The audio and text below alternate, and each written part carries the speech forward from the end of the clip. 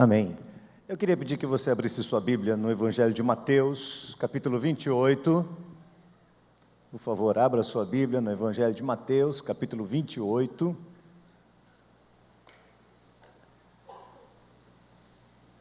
Vamos ler a partir do verso 20. Nós temos hoje muitas versões bíblicas e às vezes num auditório como esse nós temos versões que são diferenciadas umas das outras. Geralmente o sentido da passagem é o mesmo, mas por vezes são utilizadas palavras correlatas, aumentando aí o campo semântico de algumas delas, e a gente às vezes se confunde um pouco. Mas eu vou ler aqui numa versão especial. O texto diz assim, Mateus 28, a partir do verso 18. Jesus, aproximando-se, falou-lhes dizendo: toda autoridade me foi dada no céu e na terra. Ide, portanto, e fazei membros de igrejas de todas as nações, batizando-os em nome do Pai, do Filho e do Espírito Santo, e ensinando-os a guardar todas as coisas que eu vos tenho ordenado. Eis que estou convosco todos os dias, até a consumação dos séculos. Amém? Não! O que é isso? Nós recebemos aqui esses dias o pastor Milton Monte e também o pastor Diogo Carvalho. Vou pedir que eles venham até aqui. Eles são missionários, multiplicadores da Junta de Missões Nacionais, e juntamente com o pastor Fernando Brandão, que esteve conosco até ontem à noite, que é o secretário executivo, estiveram aqui dando seminários, pregando nas plenárias e falando, abordando muito essa questão de ser discípulo, de relacionamentos discipuladores. Você vai ouvir aqui expressões como RD. O que é um RD? RD é um relacionamento discipulador. PGM. O que é PGM? É um pequeno grupo multiplicador. Aqueles que já estão aqui na nossa igreja, na Metropolitana, já ouviram muito falar sobre pequenos grupos. Nós temos programa de pequenos grupos aqui, mas o que eles fizeram, e a grande contribuição do Multiplique, foi acrescentar um M no final, que tem sido para nós um fator de reflexão, essa questão da preocupação de que os grupos precisam ser multiplicados por meio da evangelização e do discipulado. A grande questão, irmãos, é que com o passar dos anos, nós vamos esquecendo, conforme o pastor Adriano falou aqui, a diferença que há entre ser um membro de igreja e um multiplicador. Então, nos próximos minutos, eles vão estar aqui conversando conosco, a diferença entre ser um membro de igreja e um discipulador.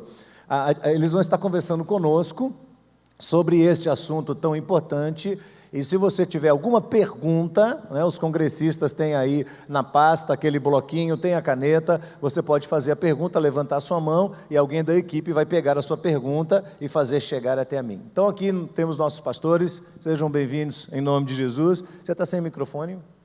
Mais um microfone aqui, a nossa equipe, por favor. E eu quero primeiro agradecer a Deus por vocês estarem conosco, pela preciosa contribuição deste congresso, não só para a nossa igreja, mas para tantas igrejas aqui representadas. Se eu não me engano, ontem foram quase 100 igrejas representadas aqui no congresso, Isso é inédito, graças a Deus por isso. Pastor Diogo, qual a diferença entre ser membro de uma igreja e ser um discípulo de Jesus? Amém. Bom dia, irmãos. Bom dia, pastor Abraão. É um privilégio muito grande estar aqui mais uma vez com os irmãos. Eu estive nessa igreja ano passado, no mês de agosto, no congresso Somos Um, Universitários Missionários. É uma alegria retornar. Muito obrigado por essa oportunidade de estar aqui entre os irmãos. E eu gostaria, pastor, de começar respondendo essa pergunta: qual a diferença de membros e discípulos? Lendo apenas um versículo da Palavra de Deus que está aqui, logo no início do livro de Atos, quando diz assim: depois da perseguição que começou a acontecer por causa da morte de Estevão, no capítulo 8, Atos diz assim, capítulo 8, versículo 4: mas os que andavam dispersos iam por toda parte anunciando a palavra. Atos 8, capítulo 8, versículo 4. Os que andavam dispersos iam anunciando a palavra por onde fossem. E hoje eu vejo que acontece algo parecido pela metade com esse versículo. Como assim? Nós temos uma ideia de que as igrejas do Novo Testamento foram plantadas por meio do envio de missionários. Mas nós não reparamos que isso aconteceu apenas a partir do capítulo 13, quando a igreja de Antioquia enviou Paulo numa viagem missionária. Porém, as outras igrejas, inclusive a de Antioquia, não foram plantadas por meio desse processo de envio de um obreiro nomeado para plantar uma igreja. O que aconteceu foi assim: a igreja estava toda reunida em Jerusalém, de repente explodiu uma perseguição que causou um espalhamento dos discípulos, um espalhamento dos cristãos por todas as cidades ali. E onde eles iam, eles começavam a pregar o evangelho e as igrejas nasciam. Esse mesmo espalhamento, eu creio que acontece hoje também, não por causa da perseguição no nosso contexto brasileiro, mas por causa, por exemplo, da própria mobilidade urbana. Os crentes já estão espalhados. Você, por exemplo, passa num concurso público e você tem que escolher uma cidade, se é um concurso a nível estadual, e você vai para uma outra cidade. Ou você se casa, vai buscar um apartamento para você alugar em outro bairro da cidade, em outro condomínio. O fato é que nós já estamos espalhados, mas a nossa postura tem sido apenas nessa metade do versículo. Os crentes foram espalhados. Ok, nós já estamos espalhados. Agora a questão é a segunda parte do versículo. Qual tem sido a nossa postura? Aí há a grande diferença entre um membro e um discípulo. Lá, o texto mostra que eles foram discípulos para onde foram.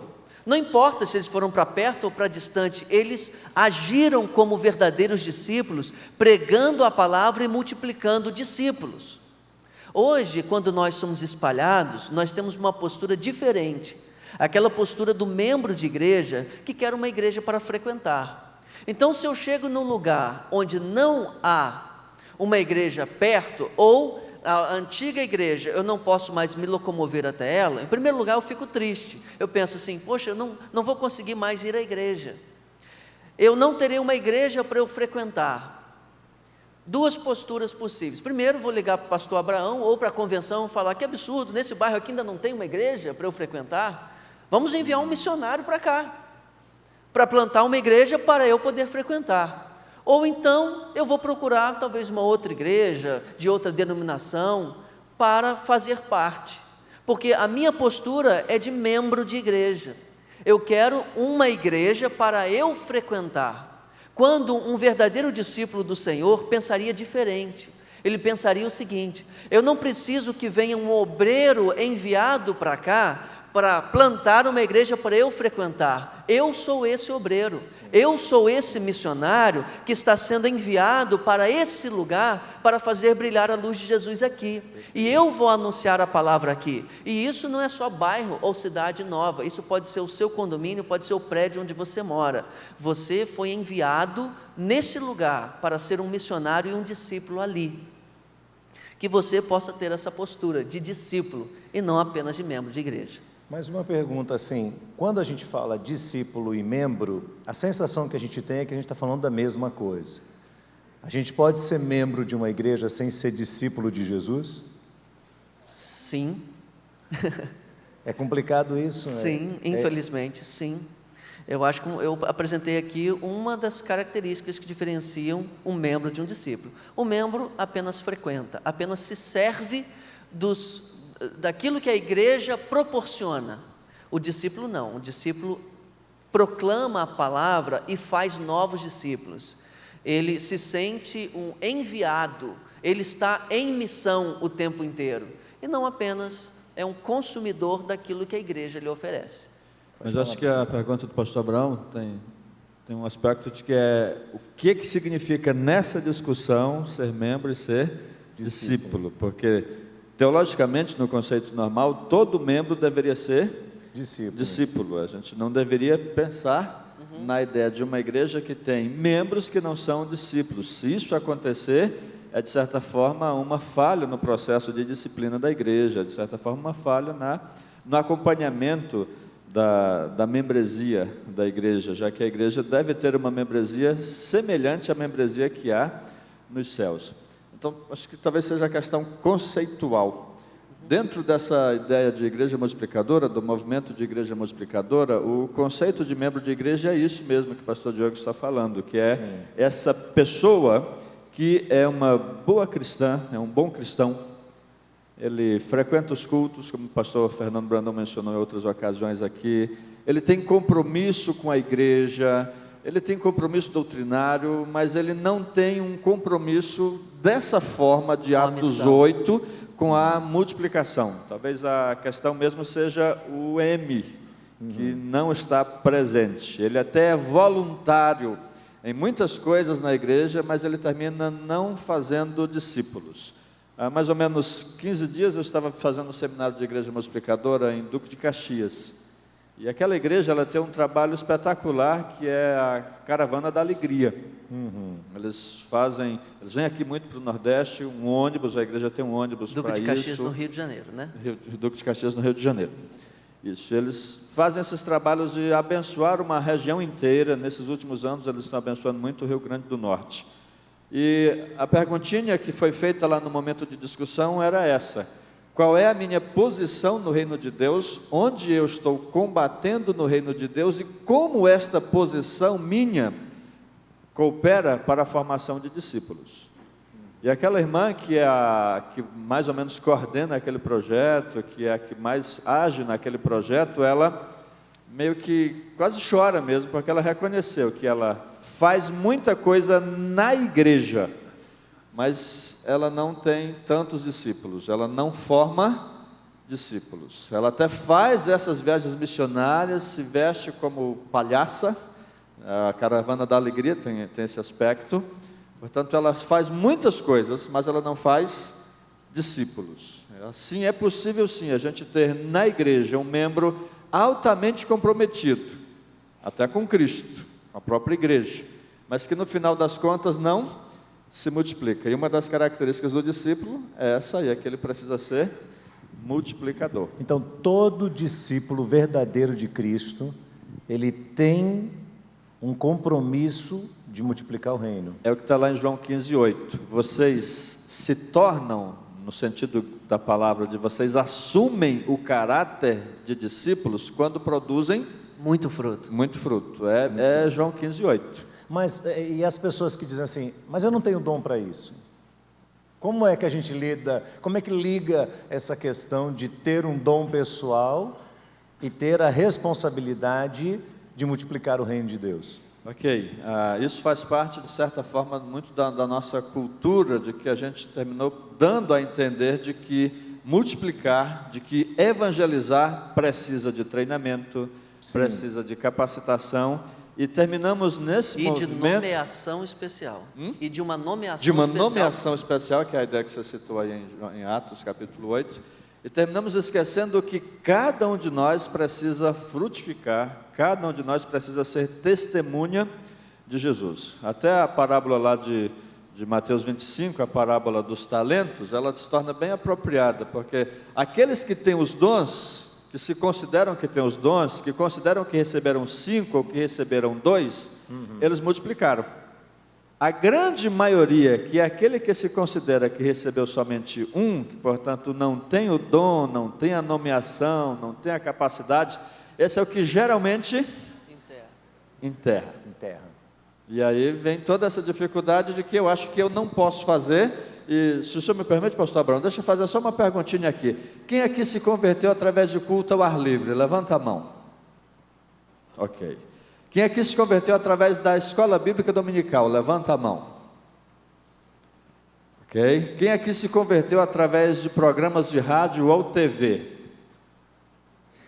Ok. Eu acho que eu vou fazer outra pergunta, pastor. Quem aqui se converteu Ok? Porque... Agora, a pergunta principal é: quem aqui se converteu através de um amigo ou parente? Então, precisa ter dom? Exatamente. É o relacionamento intencional. Sobre essa questão de dom, é interessante porque quando Cristo nos deu a grande comissão, Ele deu para todos. Nós não precisamos de uma outra convocação ou de uma outra nomeação.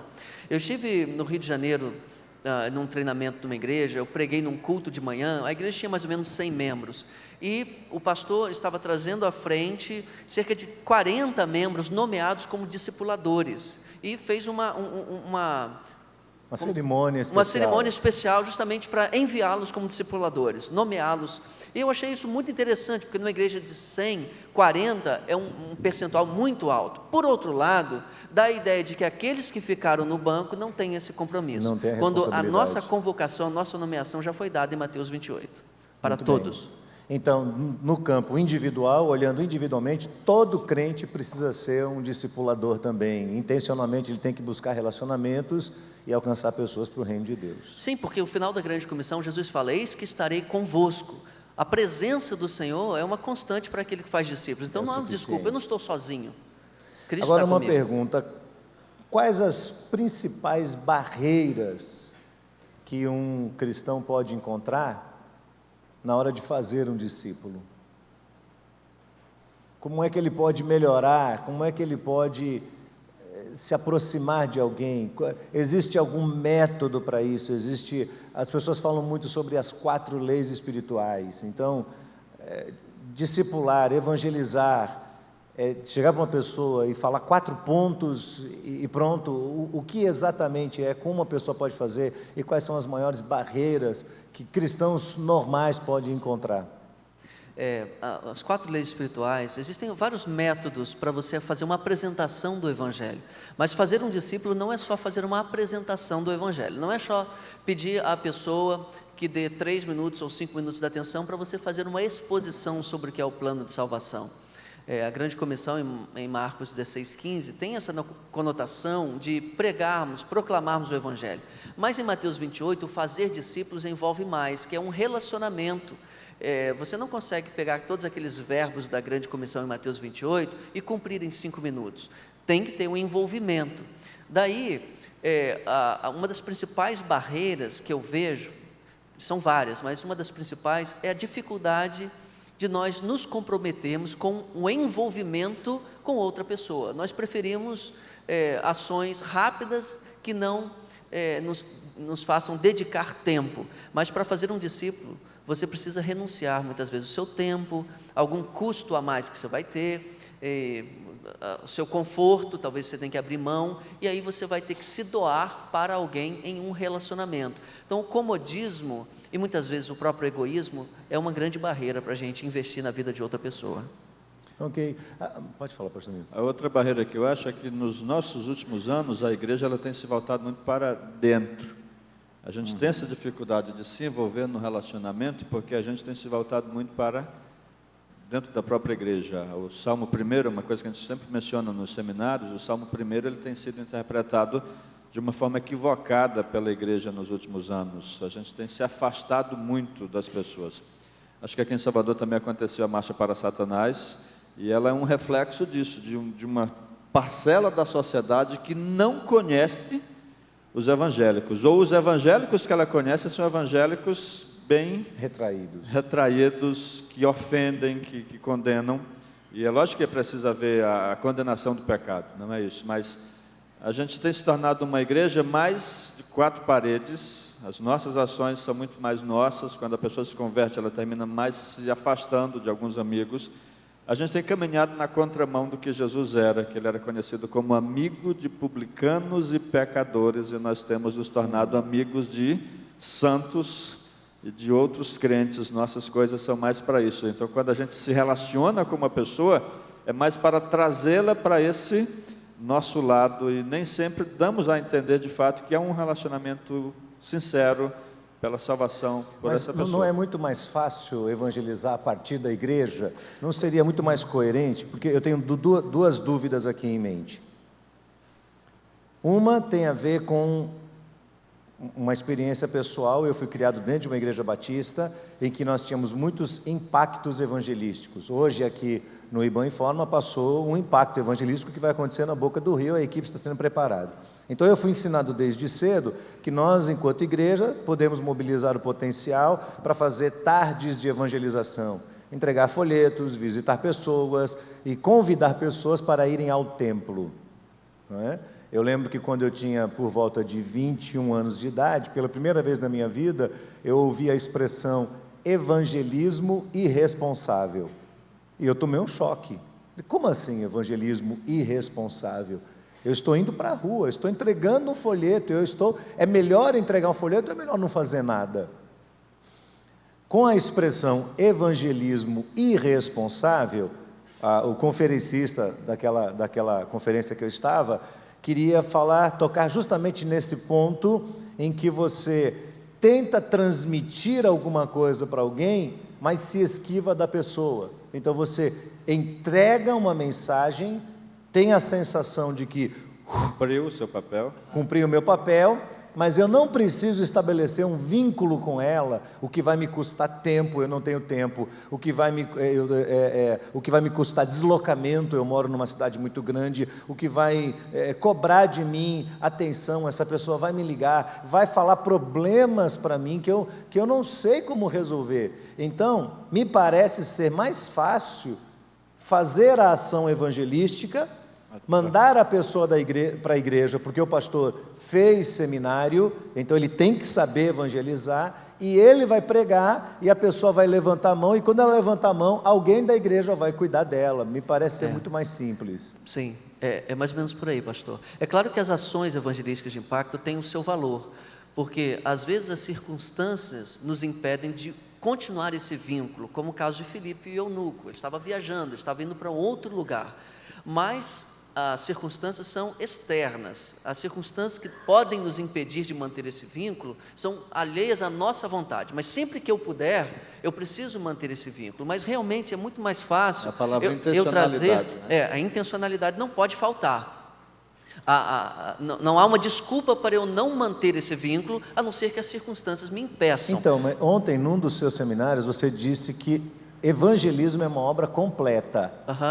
Então, eu entendo com isso, claro, posteriormente, depois de algum tempo trabalhando no ministério, eu percebi que a expressão evangelismo irresponsável não pode existir, porque o que havia era uma falsa concepção do que é evangelizar. Então, evangelizar não é apenas entregar uma frase, dizer Jesus te ama, jogar um folheto. Evangelizar não é isso. O que você quis dizer com evangelismo é uma obra completa?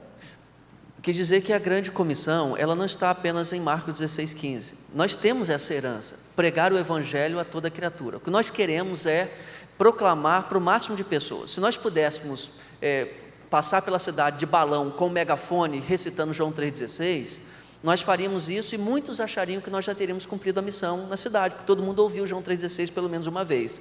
Só que a grande comissão também está em Mateus 28, 18 a 20, como nós lemos aqui. Então, evangelizar, proclamar para o máximo de pessoas que pudermos, é uma parte importante da missão, mas não é apenas isso.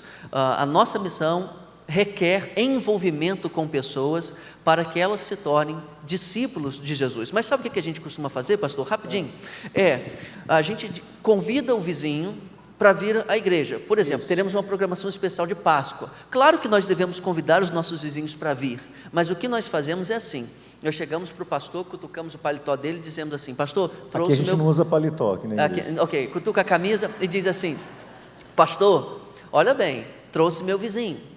Se vira, então, faça um apelo, converta ele. Se não, a culpa é sua, não é minha. Eu fiz a minha parte.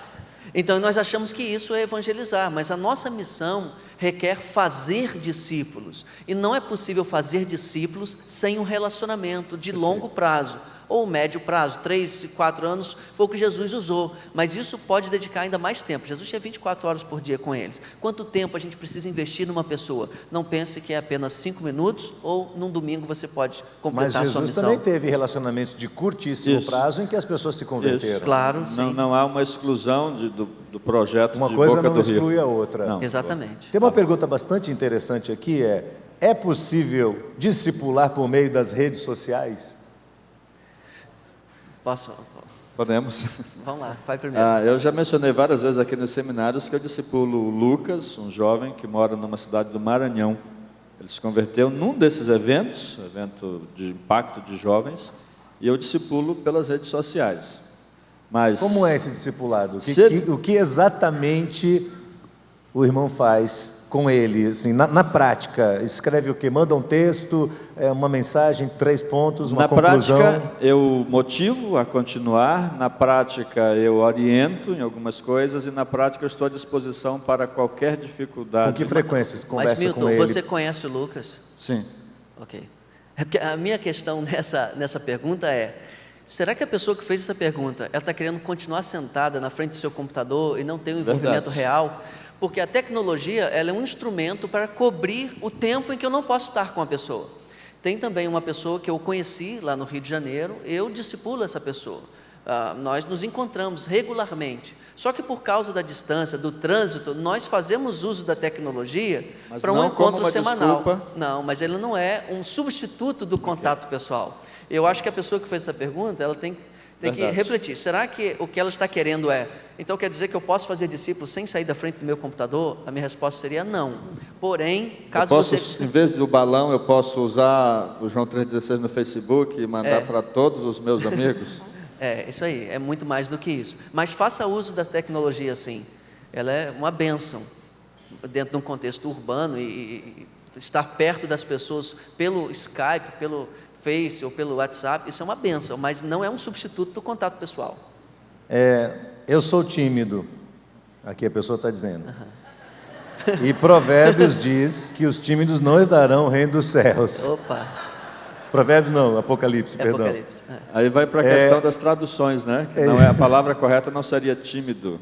A palavra correta seria covarde, lá Covarde. em Apocalipse. Ok, então, mas o ponto que eu estou entendendo que a pessoa quer chegar é, uma pessoa que é tímida, que não sabe se aproximar. Existem pessoas que facilmente ganham as outras e têm uma personalidade quase que arrebatadora, fazem amigos com facilidade, estabelecem vínculos. Por exemplo, o pastor Fernando Brandão, ele é uma pessoa assim, onde ele chega, ele vai estabelecendo vínculo com todo mundo. Nós fomos jantar juntos, e ele chegou lá, entrou, o garçom perguntou para ele, o que o senhor quer para beber? Ele disse, opa, espera aí, moço, antes disso, me diga o seu nome. Aí o rapaz ficou todo sem graça, e foi, conclusão, ele evangelizou o rapaz e orou por ele, antes do moço atender a gente. Sim. Não é? Mas a maioria das pessoas não é assim, e alguns são tão tímidos de personalidade, não covardes, como está em Apocalipse, mas tímidos de personalidade, e eles não sabem se aproximar de alguém. Deus vai cobrar dessas pessoas que são tímidas lá no céu, diz assim, por que você não evangelizou na mesma proporção que Fernando Brandão fez? Acho que isso faz parte dessa cultura do evangelismo, que a gente terminou tendo, de que o bom evangelista é esse que é ousado, é esse que tem coragem de entrar no metrô e pedir a palavra, entrar no ônibus e pedir a palavra e fazer uma espécie de culto, esse que tem coragem de chegar numa praça onde tem uma turma de skatistas ou de outra situação qualquer e falar. Acho que isso o Christian Schwarz, no material de desenvolvimento natural da igreja, chama de projeção dos dons. Termina dando a impressão de que só esses fazem. Mas na perguntinha que fizemos, quase todos os irmãos, ou a quase totalidade dos irmãos foi ganho através de relacionamentos de amigos ou parentes. E nesses relacionamentos não é necessário a intrepidez, a expansividade do pastor Fernando Brandão. No restaurante mas no vizinho, na sala de aula, no ambiente de trabalho, ela não é necessária. Termina sendo um equívoco, termina sendo um modelo mental equivocado. Ela é útil em alguns lugares, mas no geral ela não é necessária. Nós pensamos que evangelização só é evangelização se ela abordar pessoas desconhecidas. Sim, Certo? Nós inclusive pensamos tem isso. 2 perguntas interessantes aqui, porque as pessoas pensam o seguinte, quando eu falo do amor de Cristo para alguém, a pessoa está sentada do meu lado durante uma viagem, Aí precisa eu não ser tímido. preciso continuar dando assistência a ela ou não? Eu E creio outra que- coisa, dentro disso ainda, se não tiver uma igreja batista na cidade dela, posso encaminhar para uma outra igreja?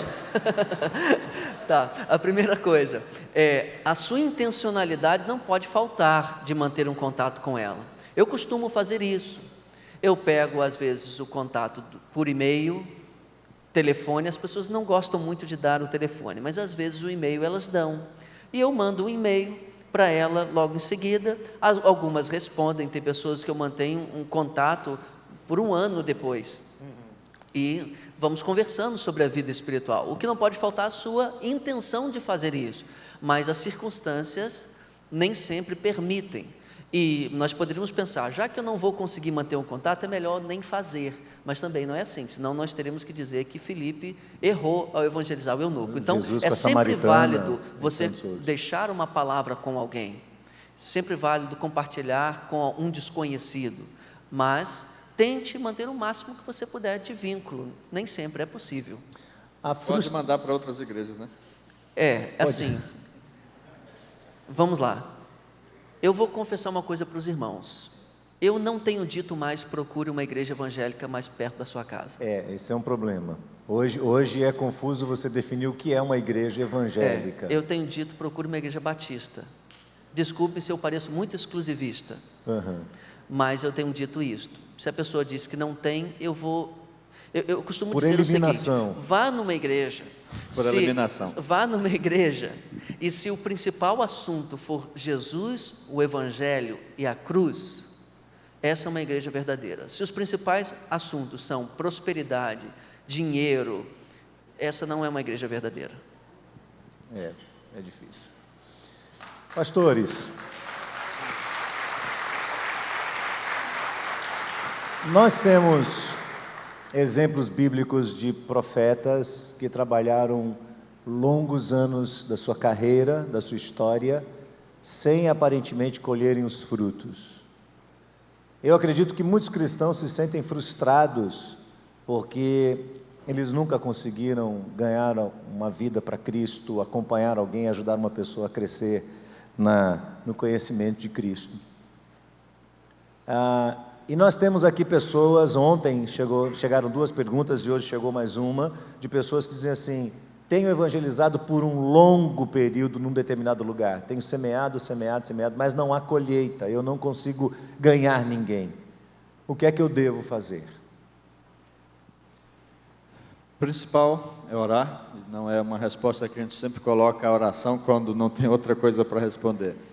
Lógico que não, mas a principal coisa é orar.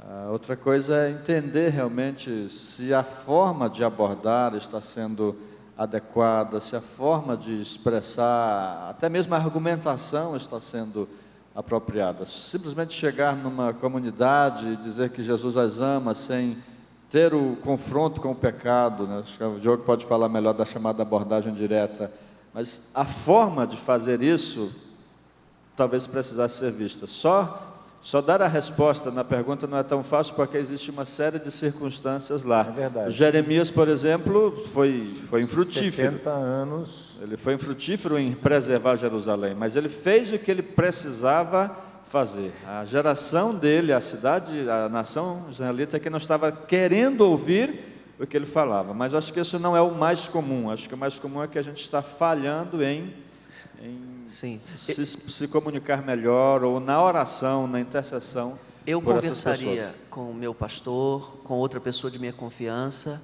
e diria o que eu estou fazendo. Eu relataria como eu estou fazendo. Se eu me certificasse... Mas se é o próprio pastor? Eu conversaria com outro pastor, com mais alguém.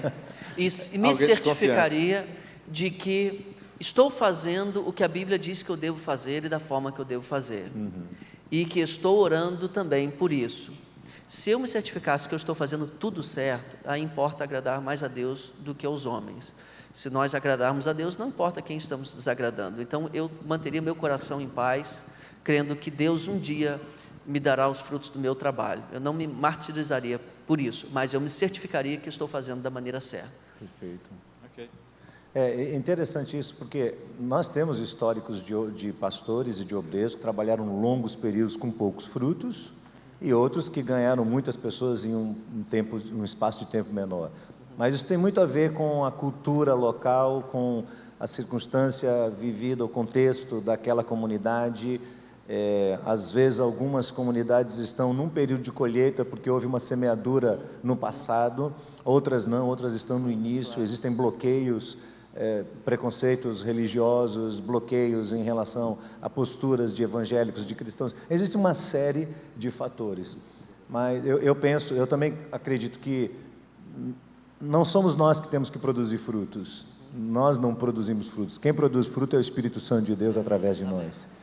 Então, o nosso papel é semear a palavra de Deus. Mas eu concordo 100% com vocês dois, de que nós precisamos refinar bem o nosso método, porque o problema pode não estar sendo a resistência. Exatamente, pode estar sendo a maneira como eu estou me posicionando e tentando transmitir a mensagem do Evangelho. Mais como um discurso, talvez, desprezando essa questão da proximidade, da convivência estreita ao lado de alguém. Porque no final das contas, o que determinará o nosso sucesso é a nossa fidelidade a Deus e a sua palavra, não simplesmente os números.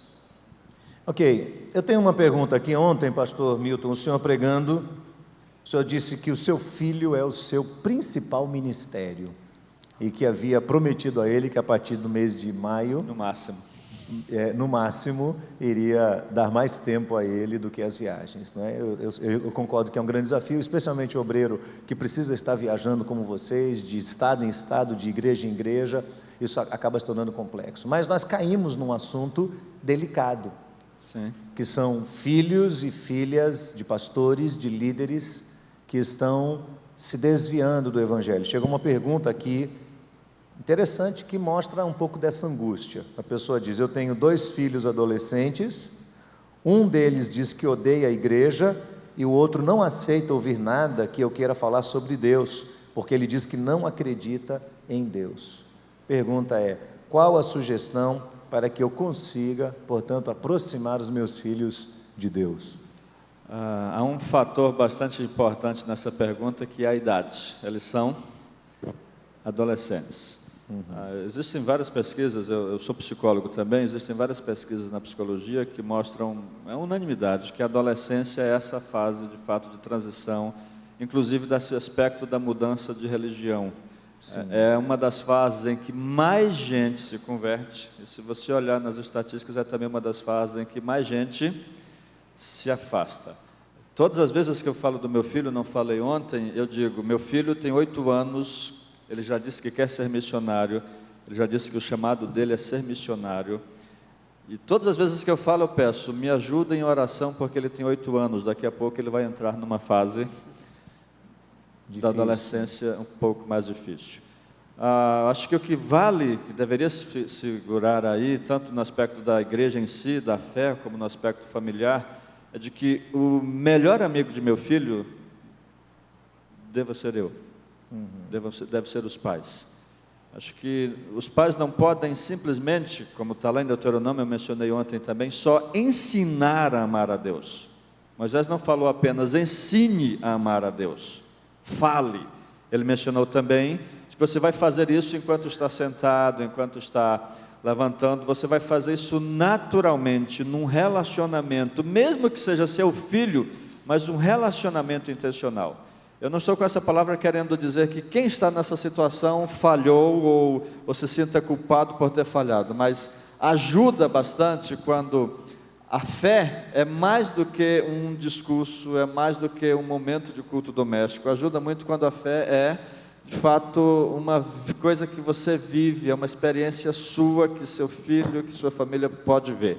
Mas, repito, nessa pergunta específica tem esse detalhezinho aí de que nós estamos falando de adolescentes. Pastor, muitos pastores tiveram curtos ministérios, eles mudaram cada 2 anos, cada 3 anos, e às vezes mudanças são traumáticas para os filhos, seus filhos. Porque os filhos vão estabelecendo um vínculo naquelas cidades, vão criando amizades, e quando eles começam a aprofundar esses vínculos, eles precisam cortar para poder mudar para uma outra cidade. Eu coloquei no meu coração, por causa do meu filho, de que essa minha mudança para o Rio de Janeiro, ela tem a duração de 3 anos, porque daqui a 3 anos o meu filho vai estar com 11, 12, entrando na adolescência. Portanto, se daqui a 3 anos eu não mudar do Rio, eu só vou mudar daqui a 20 anos, que é quando ele passar dessa fase da adolescência. Mas não é complexo isso? Eu quero Muito perguntar, complexo, porque, muito assim, complexo. Se nós, pastores, costumamos dizer que quem orienta a nossa vida é Deus, nós dizemos isso. Deus me mandou assumir essa igreja, Deus me mandou mudar para aquela cidade, nós dizemos isso. Nessas mudanças frequentes que acontecem de um pastor de baixo, respaldado pela orientação de Deus, se essas mudanças são prejudiciais ao seu filho, de fato essa mudança vem de Deus ou não vem de Deus? De novo, a gente vou ter que usar uma resposta que já disse anteriormente. Vai depender de como isso é dito para o filho, vai depender de como o filho enxerga isso. E no caso do pastor, não somente o filho, mas a esposa também. Ele é chamado e a família termina indo a reboque desse chamado. Depende de como a família lida com isso ou como ela vai ver isso. Na minha situação agora, eu só tenho um filho e ele tem 8 anos, ele ainda não é adolescente, mas na minha situação agora, eu vou chegar em casa amanhã com um presente. Meu filho, nesse momento, a estratégia que eu utilizo é, a viagem que o pai faz, ela é necessária e ao mesmo tempo ela traz uma recompensa. Eu sei que essa estratégia não vai funcionar quando ele for adolescente, mas no momento tem funcionado. Então a forma como isso é dito pode ser bastante significativo. Acho que é de fato, de novo, o aspecto do relacionamento. São conceitos muito comuns, mas que a gente às vezes fica querendo encontrar uma resposta diferente, mas acho que a gente não tem uma resposta diferente. É o relacionamento, essa comunicação. Essa relação tem que ser uma relação profunda com o filho. Pastor Abraão, eu queria falar agora como filho de pastor também. Você é filho de pastor? Sim. É muito importante que o filho, a família, seja preservada de certas questões também. Eu nunca vi meu pai chegando em casa dizendo que a igreja não presta, dizendo que a igreja só tem gente falsa, ou trazendo alguns conflitos que ele teve e que depois de adulto eu fiquei sabendo. Agora tem mais ou menos 2 meses, não, 3 meses, no final de ano, eu ouvi uma história de meu pai quando era pastor, aos 18, 20 anos, de uma grave acusação injusta que ele sofreu. Eu nunca tinha ficado sabendo daquela história. Então, eu acho que é muito sábio preservar também os filhos de certos dilemas e questões do ministério. Porque senão o filho, ele vai tomar as dores do pai, ele vai falar, a igreja está sendo muito injusta com meu pai. Não estou dizendo que isso são todos os casos, mas a interpretação na cabeça do filho, ele não tem condições de digerir aquilo, e depois ver o pai abraçando determinada pessoa que falou aquilo dele, o pastor, ele perdoa, reconcilia, mas o filho ficou com aquela história. Então é importante preservar os filhos de certas questões que acontecem na igreja também. E outra coisa também, qual é essa igreja que o filho está rejeitando? E hoje a gente enfatiza muito o PGM. O PGM é um ambiente de cuidado, de uma amizade assim, realmente, não estou dizendo que na igreja não existe amizade verdadeira, mas existe o cuidado, o carinho, aquele socorro na madrugada. Então eu me recordo de muitas vezes em que meu pai no ministério precisou de um apoio de um irmão que o amou de uma forma intensa, não no contexto do culto coletivo, mas nos relacionamentos na casa. Eu também tive essa experiência. Isso é muito importante para a família pastoral. Aí ele vai entender que igreja não é só aquilo que acontece na assembleia, quando alguém se levanta e fala uma crítica ao seu pai, mas igreja também é isso, é esse carinho na madrugada. Muito bom. Nós estamos com o nosso horário aqui já avançado, eu vou fazer um rápido bate-volta aqui, tá? Okay. Só assim para responder sim ou não. Melhor estratégia para discipular em centros urbanos? Relacionamento. Pequeno grupo, as duas coisas, o pequeno grupo e na zona rural? Eu acho que relacionamento também. É claro que você vai ter que... É mais fácil você chegar na porteira, bater palmas e alguém te atender. Na zona rural, a diferença é de que o pequeno grupo lá não é tão pequeno, né? Lá é difícil você fazer um pequeno grupo pequeno, porque para onde um vai, todo mundo vai. Exatamente. Aliás, quando alguém tem uma igreja rural, uma igreja... Com quantos membros é saudável ter grupos pequenos? É necessário ter grupos pequenos? Porque, por exemplo, eu conheço um obreiro que ele cuida de uma igreja que tem 20 pessoas. E ele quer estabelecer um programa de grupos pequenos. Eu acho que a igreja dele já é um grupo pequeno, certo? Mas se ele quer, se os crentes vão naturalmente influenciar seus vizinhos, seus parentes, ele já pode usá-los para... A estratégia para uma igreja menor seria ajudar esses cristãos a estabelecerem vínculos na cidade e tornarem esses vínculos, quer sejam familiares ou de amizade, relacionamentos discipuladores. Eu não falei grupo pequeno com uma forma de depreciação, não. Pelo contrário. Porque a intimidade, os relacionamentos são possíveis acontecerem. Bill Hybels estabelece 50, né? 50 pessoas. 50 pessoas é o que ele estabelece. Nem todos concordam, mas é o que ele estabelece. Pois é. Eu tenho 20 líderes, diz aqui uma pessoa, quero iniciar um grupo piloto. Posso iniciar o grupo piloto com 20 pessoas? Se ele conseguir discipular e pastorear 20, com essa pergunta eu estou dizendo não. Porque é difícil você conseguir discipular e pastorear 20. Às vezes também, dentro desses 20, tem casais, o que pode facilitar um pouco também, porque a sua esposa pode repartir responsabilidade discipulando a mulher. Mas a questão é essa, você vai dar conta de acompanhar essas pessoas?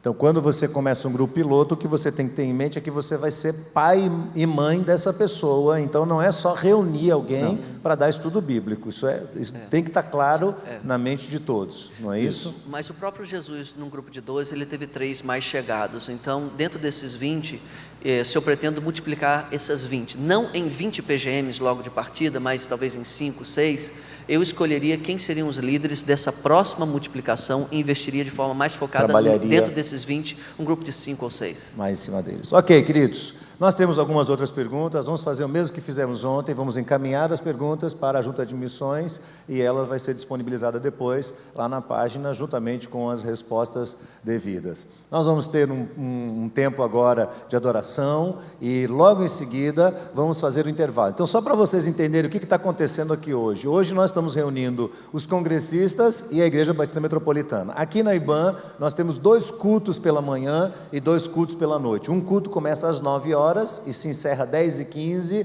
O próximo culto começa 10h30 e se encerra meio-dia. Então, todo mundo chega às 9 horas, metade vai para a escola bíblica, outra metade vem para o templo. No intervalo, nós invertemos e fazemos novamente o mesmo culto e as pessoas que estavam aqui no primeiro saem e vão para as classes. Então, os membros da IBAN, hoje nós não temos classe de EBD, com exceção da classe de novos crentes, a classe de batismo, que ela está tendo aula normal. Então, fora esses, os demais não terão a sua classe. E nós vamos receber agora, 10h30, o grupo de irmãos que estarão chegando para esse momento. Então, se der errado, me perdoem, por favor. Mas a gente não tem muito o que fazer nesse momento. Nós vamos ter um tempo de adoração. No segundo período, os congressistas permanecerão, vamos receber outras pessoas. Se você é membro da IBAN, portanto, anfitrião desse congresso, e você gostaria de ver a segunda parte deste culto, em que o pastor Diogo trará uma mensagem falando sobre relacionamentos discipuladores, nós temos algumas salas preparadas já adequadamente com o telão para que você possa participar a partir dessas salas e não dessa localidade aqui. Então, o que eu estou fazendo é pedir gentilmente aos membros da IBAN que não estão fazendo parte do congresso, que cedam o seu lugar para os que vão chegar no segundo momento e possam se deslocar para as salas. Compreenderam? Principalmente o gentilmente. Perfeito, vamos adorar a Deus. Vamos adorar a Deus com o nosso período de dízimos e ofertas, o privilégio dos membros da nossa igreja. Não se sintam constrangidos.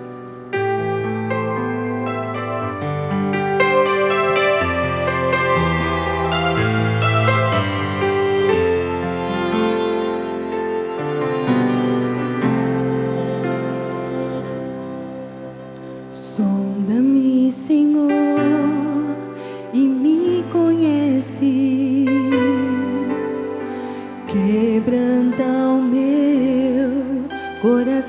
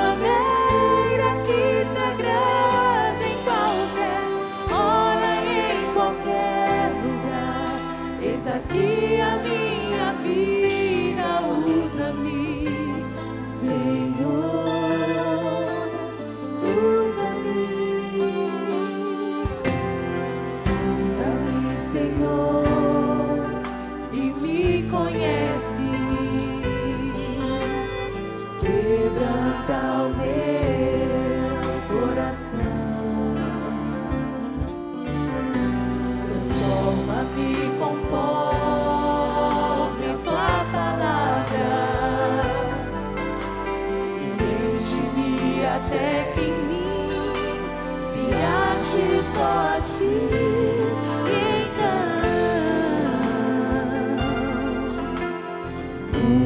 Usa-me, Senhor, usa-me como um farol que brilha à noite, como ponte sobre as águas, como abrigo no deserto, como flecha que acerta o alvo. Quero ser usado da maneira que te agrade, em qualquer hora e em qualquer lugar. Eis aqui a minha vida, usa-me, Senhor, usa-me. Sonda-me, quebranta-me, transforma-me, enche-me e usa-me. Sonda-me, quebranta-me, transforma-me, enche-me e usa-me. Sonda-me, quebranta-me, transforma-me,